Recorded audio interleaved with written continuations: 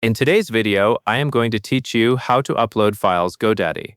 To get started, you will first need to log into your Godaddy dashboard. This is where you manage your products and website settings. When you open your browser, go to the Godaddy website. Then enter your login details and sign in. Once you are logged in, you should land on your main dashboard page.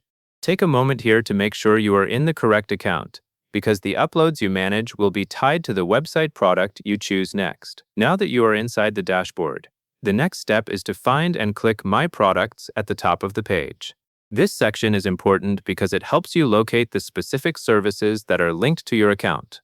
On screen, look across the top navigation area where you see My Products. Click it, and the page should refresh to show a list of the products you have available. You may see domains, hosting plans, and website-related tools. The goal in this step is simply to get to the place where you can select your website. After you open My Products, you will see different items in the list. From here, click the Website option.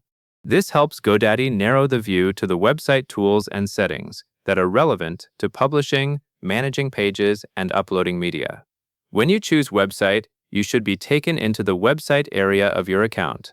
If there are multiple site options, make sure you are selecting the one you want to add media to, since uploads will apply to that particular website. Once you are in the website section, you will look for an option called Upload Media to use on your site.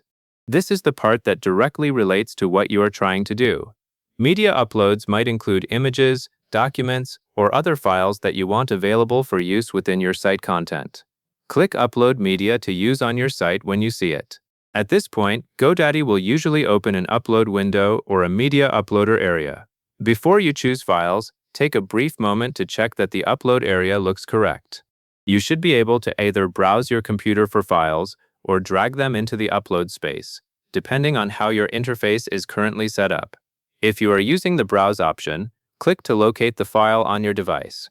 If you can drag and drop, you can also select the file on your computer and drop it into the designated upload region. Either way, the important thing is to make sure the file you select is the one you truly want to add to your site. After you select the file, the upload should begin automatically, or you may need to confirm the upload. Watch the screen for an upload progress indicator, and wait until the system finishes processing. Once the upload completes, you should see confirmation that the file is available in your media library or uploaded list. This is the point where the file is ready to be used on your website content. That brings you to the final purpose of the process. You are not just uploading the file for storage, you are uploading it so you can use it within your site.